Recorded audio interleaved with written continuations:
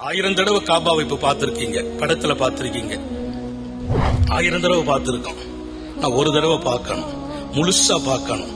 அந்த பார்வை கியாமத்து வரையிலும் அந்த பார்வை இனிமேல் தவறு செய்யாத இடத்துல அல்லாஹ் கொண்டு நிறுத்துவான்.